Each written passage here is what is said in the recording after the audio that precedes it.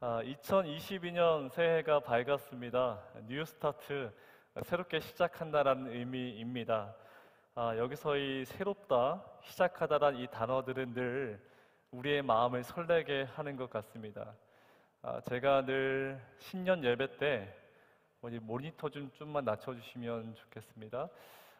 신년 예배를 제가 설교하면서 늘 이 정채봉 선생님 이 시인의 첫 마음이란 그 시를 읽어드리며 시작했는데 올해는 이분의 다른 시를 읽어드리며 설교를 시작하려고 합니다. 엄마가 휴가를 나온다면, 하늘나라에 가 계시는 엄마가 하루 휴가를 얻어 오신다면, 아니 반나절 반 시간도 안 된다면 단 5분, 그래 5분만 온데도 나는 원이 없겠다. 얼른 엄마 품속에 들어가 엄마와 눈맞춤을 하고 젖가슴을 만지고, 그리고 딱 한 번만이라도 엄마하고 소리내어 불러보고, 숨겨놓은 세상사 중 딱 한 가지 억울했던 그 일을 일러 바치고 엉엉 울겠다. 실제로 이 시인은 자신을 낳고선 2살 때 엄마가 돌아가셨습니다. 그러니까 얼굴을 한 번도 본 적이 없는 엄마를 그리워하며 쓴 편지와 같은 시입니다. 그래서 어릴 적 할머니 밑에 자란 이분에게는 평생 사무치는 단어가 아마도 엄마라는 단어가 아닐까라는 생각을 해보았습니다. 말하고 싶은데 말할 존재가 없는 것입니다. 우리가 인생을 살아가면서 얼마나 억울하고 힘들고 그런 답답한 일이 얼마나 많이 있습니까? 그럴 때마다 편하고 기대고 싶고 따뜻하게 품어줄 수 있는 그 엄마가 그리운 것은 이분뿐만 아니라 저와 여러분 동일하게 그럴 수 있다는 것입니다. 2022년 처음 예배를 마주하는 여러분들의 마음이 이러하지 않을까 생각을 해보았습니다. 5분만이라도, 아니 한 번이라도 하나님 앞에 어린아이처럼 나와서 온전히 예배드리고 싶은 그 마음이 우리들의 마음이 아닐까라는 생각을 해보았습니다. 온라인도 마찬가지로, 그리고 오늘 고등부에서 올라와서 처음 예배드리고 있는 우리 새내기 청년들도 그런 기대감을 가지고 이 자리에 앉아 있을 줄 압니다. 하지만 이 코로나가 이어지고 교회 만남이 제한되어지면서 점점 우리의 신앙은 흔들리게 되고, 그리고 그 드리는 마음이 무너지는 그런 모습들을 우리가 많이 경험하게 되어집니다. 올해도 크게 다르지 않습니다. 여전히 우리는 이 영적인 싸움을 마주해야만 합니다. 그래서 오늘 말씀의 제목을 리페어 스몰 액션이라고 정해 보았습니다. 보통 연말이 되면 올 한 해의 그 트렌드가 무엇이 될까 예측하고자 여러 책을 읽게 되는데, 올해는 김용석 작가의 라이프 트렌드 2020이란 이 책을 구입하여 읽었습니다. 이 책에서 이런 말을 합니다. 변화는 일방적으로 기회만 주는 것이 아니라 위기도 같이 준다. 물론 기회와 위기가 같은 사람에게 오는 것은 아니다. 위기 하나, 기회 하나를 받아서 제로가 되는 것도 아니다. 변화란 누군가에게는 기회를, 누군가에게는 적색경보와 같은 위기가 있다는 것을 기억하라. 기독교 서적은 아니지만 믿는 우리들에게 던지는 굵직한 메시지가 될 수 있다라고 봅니다. 한 번도 겪어보지 못한 지금 우리들에게 이 코로나 팬데믹은 이 변화가 누군가에겐 기회가 될 수 있고, 또 누군가에게는 이것이 위기가 되어질 수도 있습니다. 그러면서 이 책에서 여러 가지 내용들이 나와 있는데, 그 중에 특별히 2가지 개념이 제 눈에 들어왔습니다. 그 첫 번째가 리페어입니다. 여러분, 이제는 백화점에 가서는 그 마케팅의 방법이 조금 달라졌습니다. 지금의 백화점에서는, 이전에는 가방을 새롭게 사세요 그렇게 판매를 했지만, 지금의 백화점의 마케팅은 계속 수선하세요, AS 받으세요라고 바뀌고 있다라는 거예요. 그리고 영국의 명품 백화점 이 셀프리지는 2020년부터 지구를 살리는 AS 프로젝트를 진행하고 있습니다. 거기다가 심지어 많은 유통업계에서는 제조 과정부터 환경과 윤리에 어긋나는 물건을 유통하지 않겠다라고 그렇게 선언을 합니다. 그 이유는 세상의 기준과 소비자들의 그 방향성이 바뀌었기 때문에 기업도 따라 지금 변화하고 있는 것입니다. 그러니까 이 물건 하나 팔고 그냥 만다라는 그런 생각이 아니라 이제는 새롭게 소비되어지는 것을 변화를 읽어가며 마케팅한다라는 이야기겠죠. 그 이유는 여러 가지 이유들 중에 우리가 물건을 사고선 버려지는 물건들이 굉장히 많이 있다라는 거예요. 그런데 문제는 저희들의 예배가 그럴 수 있다라는 거예요. 마치 물건을 고객에게 팔아야 하는 상인들처럼 교회가 치열하게 경쟁하며 예배를 지금 소비하고 있다라는 말입니다. 예를 들어서 어떤 분들은 나는 전통적인 예배를 좋아합니다. 그래서 경건하고 마치 캐톨릭의 미사처럼 그렇게 예배 드리기를 선호합니다. 그리고 또 어떤 사람은 예배란 신앙의 이해가 중요합니다. 그래서 저는 강해 설교 그렇게 강의하고 교육하는 교회를 찾아갈 것입니다. 그리고 또 어떤 분들은 예배란 무엇보다 뜨거워야 합니다. 예배 가운데 성령의 은사가 가득 넘치는 그런 예배가 되어야 합니다. 그 외에도 교회는 성장해야 합니다. 아닙니다. 교회는 소규모처럼 작게 예배 드리는 것이 진짜 교회입니다. 그렇게 다양하게 지금 이 주일날 한국교회는 예배를 드리고 있습니다. 그러나 이것이 에큐메니컬, 다양한 예배의 구성이 있는 것이 무슨 문제가 되겠냐 그렇게 반문하겠지만 아니요, 이것이 심각한 문제가 되어질 수가 있습니다. 그 이유는 예배가 마치 상품이 되어버린 꼴이기 때문에 그렇습니다. 그래서 예배를 드리러 온 성도가 마치 물건을 사는 소비자처럼 지금 앉아 있을 수가 있고 심지어 예배를 내 입맛에 고를 수 있다라는 그 생각을 심어주기 때문에 이것이 큰 문제가 될 수 있다라는 거예요. 보통 우리 성도님들이 이런 얘기를 자주 하십니다. 목사님, 오늘 이 예배 때에 많은 은혜 받았습니다. 참 감사한 이야기겠죠. 그런데 가끔 이 말이 다르게 해석되어질 때가 있습니다. 은혜 받았다는 이 말이 오늘 예배가 내 마음에 만족스러웠고 예배의 구성이 딱 내 스타일이며 그리고 예배 중에 내가 좋아하는 찬송과 내가 들어야 할 중요한 말씀의 구절이 나와서 그것이 좋았다라는 말일 수도 있습니다. 만약에 그런 거라면 우리의 예배에 심각한 오류가 발생하게 됩니다. 예배를 내 마음에 만족스러우면 좋은 것이고 내 마음에 내키지 않으면 이것은 별로라는 그 생각들 자체는 지극히 경제적인 논리이며 세상의 방법이기 때문에 그렇습니다. 그런데 여러분, 세상은 이미 교회보다 먼저 변하고 있다는 거예요. 경쟁하듯 팔면 그만이라는 생각을 그들은 멈춰버리고 리페어, 리셀, 리유즈 그렇게 이 물건이 왜 필요한가 모든 것을 원점으로 돌아가 그 의미를 찾아가고 있다라는 말입니다. 우리의 신앙을 동일하게 적용해 보면 그러니까 이 신앙의 기본 그 토대가 되는 것이 무엇인지가 중요합니다. 여러분, 예배는 선배들과 만나는 것이 아니라 하나님을 만나는 자리입니다.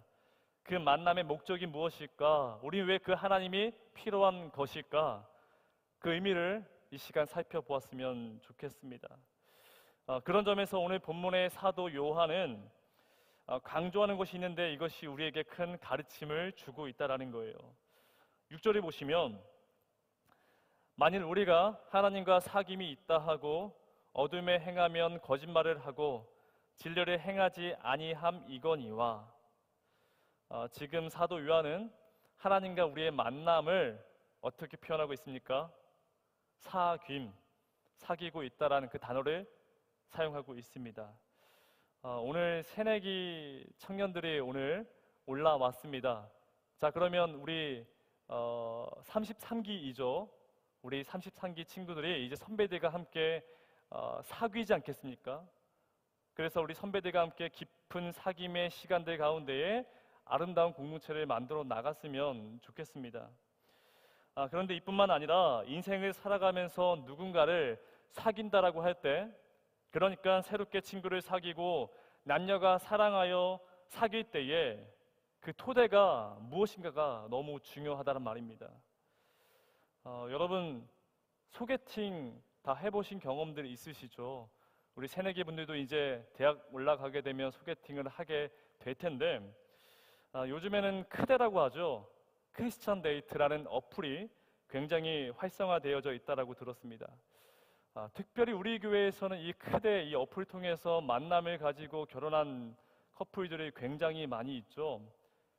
제가 전에 있던 교회에서는 한 번도 들어보지 못한 어플이었는데 여기에서는 이 어플이 굉장한 힘을 내고 있더라고요. 그런데 여러분, 소개팅을 나가면 다들 경험해 보신 것, 그 소개팅의 성공률이 높을까요, 낮을까요? 아직 못 해봐서 모르겠지만 굉장히 낮습니다. 그 성공률이 10%가 넘어가지 않는다 말합니다. 그러면서 법칙이 하나 만들어졌는데 7대 2대 1의 법칙이라고 합니다. 혹시 들어보셨습니까? 소개팅을 나가게 되면 7대 2대 1의 법칙이 있습니다. 그러니까 소개팅을 10번 하면 7번은 내가 마음에 들지 않은 사람이 나온다라는 거예요. 그리고 그 10번 중에 2번 정도는 내가 마음이 드는데 그 상대방이 나를 싫다라고 이야기한다는 거예요. 그리고 1, 그러니까 10번 소개팅에서 한 번 정도가 남녀가 만나서 사랑을 하고 만남을 이어간다는 것입니다. 사실 결혼은 또 다른 영역의 문제이겠죠. 그 정도로 사람을 친밀하게 사귄다는 것은 굉장히 중요하다는 것입니다. 왜 되게 이런 말을 많이 하잖아요. 보통 저 사람은 너무 눈이 높아서 조금만 낮추면 모쏠에서 탈출할 수 있을 텐데, 결혼할 수 있을 텐데, 그런 얘기 많이 하는데 아닙니다, 여러분. 평생을 함께 사랑하고 호흡하며 지내야 하기 때문에 쉽게 선택할 수가 없는 거예요. 그렇지 않겠습니까? 우리가 쉽게 말하지만, 눈 높이를 낮춰라 쉽게 말하지만 당사자 입장에서는 그렇게 쉽지가 않다라는 거예요. 이 부분을 조금 더 자세히 설명하고 싶은데, 저번 달에서는 제가 중독이란 그 주제를 가지고 세미나를 열었습니다. 1기, 2기, 3기 우리 청년부 안에 중독자들이 굉장히 많이 있더라고요. 3기까지 진행이 됐는데 2월 달, 다음 달에는 연애, 그리고 3월 달에는 결혼이란 그 주제를 가지고 이 줌을 통해서 세미나를 진행하려고 합니다. 이때 다들 신청하셔서 이보다 좀 더 많은 내용들을 함께 배워나갔으면 좋겠습니다. 제가 드리고 싶은 말은 뭐냐면, 누군가를 깊이 교제한다는 것은, 사귄다는 것은 너무나 중요한 문제입니다. 당연히 처음 만날 때에는 감정일 수 있고 외모일 수 있으며 재물이 될 수도 있습니다. 하지만 진짜 친밀한 사귐이 되기 위해서는 그것을 뛰어넘는 그 단단한 무엇이, 그 토대가 있어야 한다는 말입니다. 하나님과의 사귐도 마찬가지입니다. 여러분, 하나님과 만남을 가질 때의 그 이유가 건물 때문에, 사람 때문에, 설교자 때문에, 기도의 응답 때문에 그렇게 예배를 드려진다라면 온전히 드릴 수 있겠냐라는 거예요. 이런 것은 변합니다. 건물이 작아지고 사람이 변하고 설교자가 바뀌고 기도의 응답이 없으면 예배를 드릴 수 없다는 말 아니겠냐라는 거예요. 그렇게 되면 우리의 신앙은 흔들리고 무너질 수밖에 없습니다. 그렇다면 하나님과 우리 사이에 바람이 불어도 흔들리지 않고 지진이 일어도 무너지지 않는 그 믿음의 토대가 무엇일까? 이것을 지금 사도 요한이 말하고 있습니다. 5절인데요. 예수께서 또 말씀하여 이르시되 나는 세상의 빛이니 나를 따르는 자는 어둠에 다니지 아니하고 생명의 빛을 얻으리라. 하나님은 빛이시고 그분에게는 무엇이 없다? 조금도 어둠이 없다라는 거예요. 그래서 그분과 함께 사귀게 되면, 그분을 따라 나서게 되면 우리도 그 생명의 빛을 얻을 수 있다란 그 말을 지금 사도 요한이 말하고 있습니다. 여러분, 이게 무슨 말이냐면 한번 눈을 감아 보십시오. 아무것도 보이지가 않습니다. 그렇게 인적이 드문 어두컴컴한 길을 걸어간다라 한번 상상해 보십시오. 여러분, 보이지 않기 때문에 돌무리에 걸려서 넘어지기도 하고, 또 어두컴컴하기 때문에 앞에 웅덩이가 패져 있는 것을 보지 못합니다. 그래서 그곳에 떨어질 수도 있습니다. 뿐만 아니라 보이지 않기 때문에 부딪힐 수도 있고, 또한 야생동물에 이것이 보일 수 없는 상황 속에서 상해를 입을 수도 있습니다. 그러니까 어둠은 우리를 다치게 하고 넘어지게 하며 상하게 합니다. 이것이 어둠의 역할입니다. 그렇게 어둠 속에 살아가고 있는 우리 인생에 예수님이 빛으로 이 땅 가운데 오셨다라는 의미입니다. 그런 빛으로 오신 예수님을 만나면, 그분과 친밀한 사귐이 이루어지면 어떤 일이 벌어지겠습니까? 넘어지면 일어설 수 있고, 다치면 회복할 수 있으며, 위협되는 일들이 있다면 피할 길을 열어준다라는 것입니다. 그래서 우리의 신앙의 토대는 빛으로 오신 하나님 이수밖에 없습니다.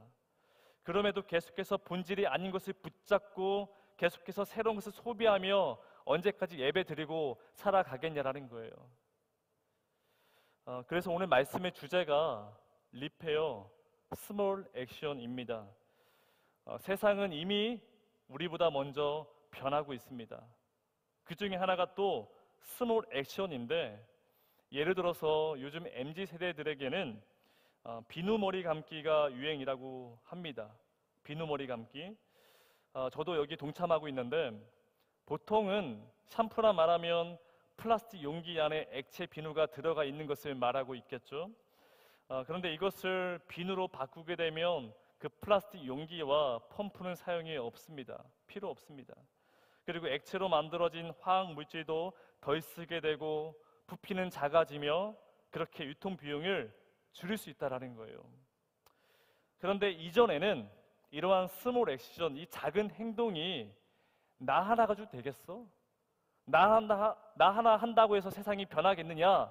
그런 생각을 가졌는데, 지금은 그렇지가 않습니다. 한 명이 100명이 되고 100명이 10,000명 되며 10,000명이 10만 명 되면서 이것을 누가 읽는다? 기업이, 세상이 읽고선 변화하고 있다는 말입니다. 대표적인 브랜드죠. 이 러쉬에서는 이제는 액체가 아닌 고체로 되어진 샴푸만 판매하고 있습니다. 그 스몰 액션이 지금 예배드리고 있는 여러분들에게 너무 필요하다는 말입니다. 저는 그 스몰 액션, 작은 행동들 하나가, 여러분들의 그 예배를 향한 그 작은 행동이 한국교회를 다시금 세상의 중심으로 옮겨 놓을 것이라 확신합니다. 그래서 오늘 첫 예배 드리는 이 예배가 여러분들에게 너무 소중하다는 것입니다. 19세기 최고의 철학자 키에로 케고르가 있습니다. 그는 철학자이며 독실한 기독교 신자입니다. 이 사람이 예배에 대해서 정의를 하는데, 예배란 마치 연극 배우와 같다라고 말합니다. 그러면서 예배에 대한 이야기를 쭉 나열하고 있는데, 여러분, 제가 하는 말이 아니라 이 키에로 케고르가 하는 말이니까 상처받지 마시고 저를 미워하지 마시길 바랍니다. 먼저 연극 배우는 지각하지 않습니다. 배우가 늦는 경우는 없다고 봅니다. 마찬가지로 성도가 예배에 늦으면 이미 예배를 드리는 것이 아니라 관객처럼 보는 입장이 되어버립니다. 그러므로 예배 시간에 늦는 사람은 이제부터 나는 예배 드리는 자가 아니라 예배를 보는 자이다 해야 옳을 것입니다. 두 번째는, 배우는 연극이 끝나기 전에는 집에 돌아갈 수 없습니다. 배우가 일찍 집에 가버리면 연극이 진행될 수 없기 때문입니다. 연극이 다 끝나야 배우가 숙소에 돌아가듯이 성도는 목사님의 축도가 다 끝난 후에야 집에 돌아가야 합니다. 말씀만 듣고 가는 자는 예배를 제대로 드린 것이 아니라는 것입니다. 세 번째, 배우는 조이지 않습니다. 배우가 조이면 연극이 되질 않습니다. 마찬가지입니다. 예배 시간에 조이면서 예배를 드린다라고 할 수 없습니다. 초대교회에 알려진 쿰랑 공동체는 예배 시간에 조는 사람에게 한 달간 예배 출석 금지령을 내리는 규정이 있었다는 말이 전해지고 있습니다. 마지막 네 번째입니다. 배우는 연극의 내용을 분명히 파악하고 있습니다. 배우는 대사를 암기합니다. 그리고 연극의 흐름을 분명히 알고 있습니다. 마찬가지로 예배를 드리는 사람은 예배 때 말씀을 제대로 들은 다음 집에 돌아가서도 설교의 내용을 전달할 수 있을 정도가 되어야 할 것입니다. 설교자가 무슨 말을 했는지 모르는 사람은 예배를 드린 사람이 아니라 예배를 본 사람입니다. 이 키에르케고르가 한 말을 간단히 말하면 우리가 드리는 예배는 보는 것이 아니라 드리는 것이라는 말입니다.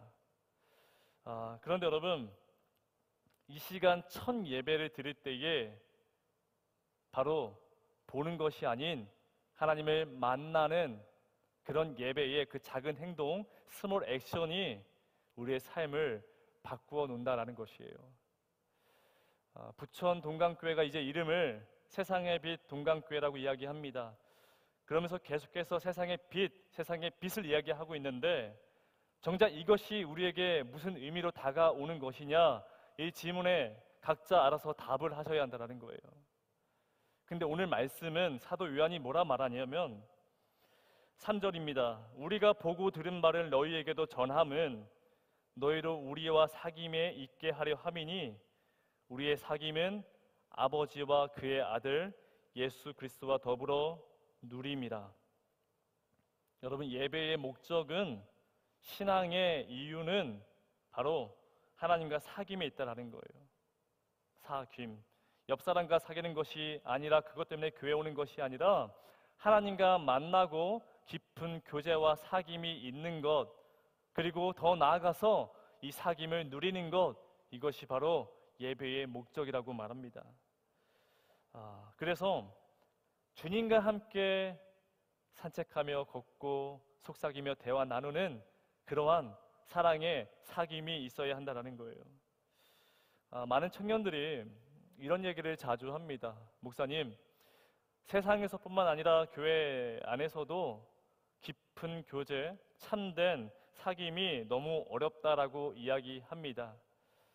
여러분, 사귄다라는 것은 마음을 같이 한다는 것입니다.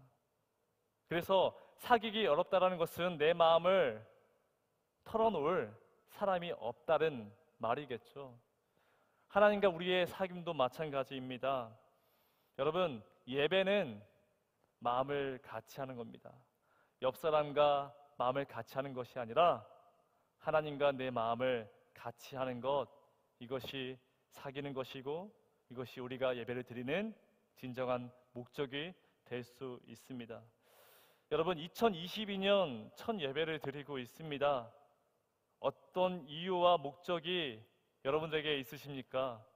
다른 것 다 제외하고 하나님을 만나시는, 만남에서 그치는 것이 아니라, 상대방을 보는 것으로 끝나는 것이 아니라 주님과 함께 호흡하며 사랑하며 사귀는 그런 2022년 한 해가 되어지기를, 그런 예배를 마음껏 드릴 수 있는 스몰 액션의 예배자들의 이곳에 가득 넘쳐나기를 주님의 이름으로 축원합니다.